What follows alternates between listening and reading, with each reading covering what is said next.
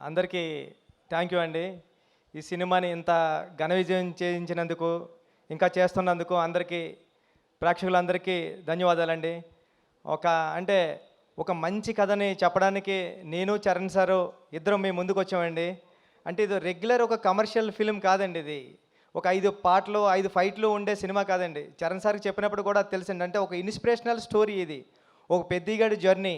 అంటే అంటే 2017, 18లో అనుకుంటా మోడీ గారు ఖేలో ఇండియా అని పెట్టారు. అంటే మట్టిలో ఆటగాళ్ళని వెతుకుదాం, అంటే ఇంటింటికి వెళ్ళి ఓటకు అడుక్కుంటాం కదా, అలాగే ఇంటింటికి వెళ్ళి ఆట కూడా అడుక్కుందాం, ఆటగాళ్ళని తీసుకొచ్చి దేశానికి పరిచయం చేద్దామని పెట్టారు. దాన్ని ఇన్స్పిరేషన్ కింద కూడా తీసుకున్నాను నేను ఖేలో ఇండియాని ఈ ఫిలింకి. మేము చరణ్ సార్ కూడా మేము మాట్లాడుకున్నాం. అందుకే బొమ్మన్ గారు అంటారు ఏంటంటే, ఏంటి ఈడు తెస్తాడు ఆ విలేజర్స్ని చూసి ఒక నెగిటివ్ మైండ్ సెట్స్తో ట్రావెల్ మొదలవుతుంది బొమ్మన్ గారి ట్రావెల్. ఈడు తెస్తాడా ఈ విలేజర్స్ తెచ్చేది ఇండియాకి మెడల్స్ అనుకుంటాడు. కానీ ఆయన మైండ్ సెట్ మారి ఈ విలేజర్స్ మెడల్స్ తేగలరు అని ప్రూవ్ చేసేయడానికి. ఎందుకంటే ఫర్ ఎగ్జాంపుల్ విలేజెస్లో ఒక 150 కేజీలు 200 కేజీలు మూటలు అలవోకగా మోసేసే ఒక మనిషి ఇక్కడ ఉండిపోయాడు కాబట్టి కూలోడు అయ్యాడు. అదే నేషనల్కి వెళ్ళి ఉంటే ఒక హెవీ వెయిట్ ఛాంపియన్ అవుతాడని నేను నమ్మానండి.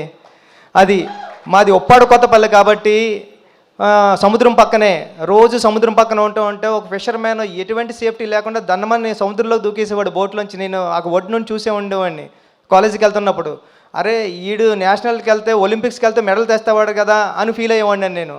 అంటే ఆట అంటే భారతీయ జీవన విధానంలోనే ఆట ఒక భాగం అని చెప్పాలనుకున్నా. అందుకే గురువు క్యారెక్టర్ పెట్టుకున్నానండి.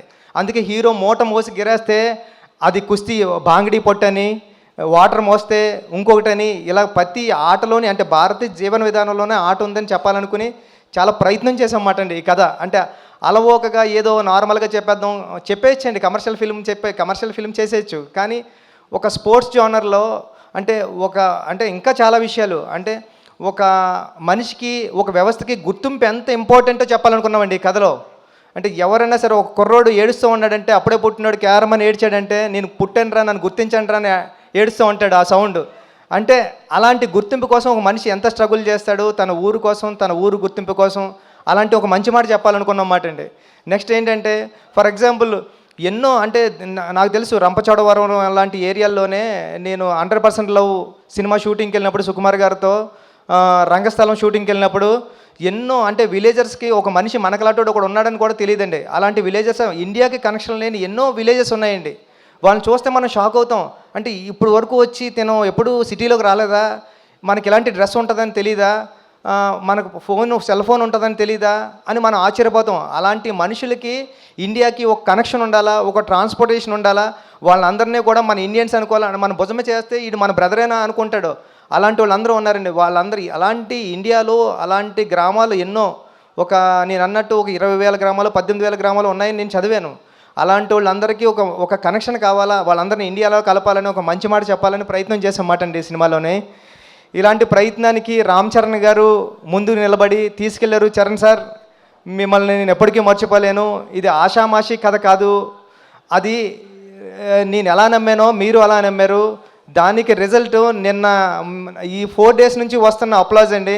నా మొబైల్కి నా సోషల్ మీడియా అకౌంట్స్కి మెసేజ్లు ఎలా వస్తున్నాయంటే 1 line రాసి వదిలేస్తలేదండి. చాలా మంచి సినిమా తీశారు, చాలా మంచి సినిమా, దాంట్లో ఫస్ట్ లైన్లో పెట్టేది రామ్ చరణ్ గారినండి.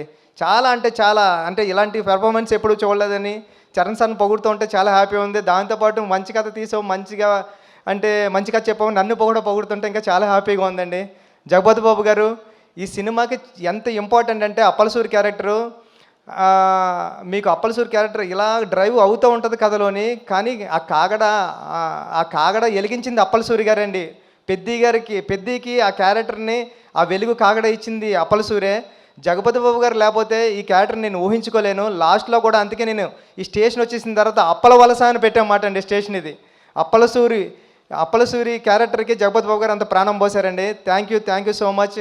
అంటే ఫ్యామిలీ, నేను రీల్స్ గట్రా చూస్తున్నా, చిన్నపిల్లల్ని తీసుకుని వెళ్ళిపోతున్నారండి సినిమాకి, చిన్నపిల్లల్ని తీసుకుని వెళ్ళిపోయి చూపిస్తున్నారు. నేను ఏదైతే ఫీల్ అయ్యానో ఫ్యామిలీ నిన్న నేను దేనికి ఒక అల్లు స్టూడియో ఉంటే దానికి వెళ్ళి చూస్తుంటే అందరూ కూర్చొని స్క్రీన్ మీద ఎలా ఉంటే ఇలా బ్యాక్ తిరిగి చూసే ఆడియన్స్ని, స్క్రీన్ వైపు చూడలేదు. ఎందుకంటే డైలాగ్ వింటా చూస్తూ ఉంటే అందరూ కళ్ళంట నీళ్ళు తుడుచుకుంటున్నారండి. అంటే లాస్ట్ 40 minutes నేను ఏదైతే నమ్మానో అది జరిగింది. సేమ్ టైం నేను చరణ్ సార్తో ఐమాక్స్కి వెళ్ళాం, ప్రసాద్ ఐమాక్స్కి వెళ్ళినప్పుడు చూసినప్పుడు చరణ్ సార్కి అందరూ లెగిసి హాస్పిటల్ సీన్ దగ్గర క్లాప్స్ కొట్టి అందరూ ఇలాగా బెండ్ చేసి హెడ్ బెండ్ చేసి చరణ్ సార్ అని నేషనల్ అవార్డు అని అరుస్తున్నారండి. అన్న నీకు నేషనల్ అవార్డు వస్తుందని అరుస్తున్నారు. ఇంతకన్నా ఇది కదరా కావాల్సింది, నేను వచ్చిన పని అయిపోయింది, సినిమా చేసిన పని అని అనుకున్నా. థ్యాంక్ యూ అండి సతీష్ గారు, ఈ సినిమా నమ్మినందుకు, మీరు నాకు ఈ సినిమా ఇచ్చినందుకు లైఫ్ లాంగ్ మీకు రుణపడి ఉంటానండి. రవి గారు అందరికీ థ్యాంక్ యూ అండి. ఈ సినిమా థియేటర్స్లో ఉంది, చూడండి. ఫ్యామిలీ సమ్మర్ హాలిడేస్ ఎంజాయ్ చేసినట్టు ఎంజాయ్ చేయండి. అమ్మమ్మ గారు ఇంటికి వెళ్తారు కదా, ఫ్రెండ్స్ ఇంటికి వెళ్తాం కదా, అలాగే పెద్దిగాడి ఇంటికి వెళ్ళండి, చూడండి పెద్దిని. థ్యాంక్ యూ సో మచ్ అండి.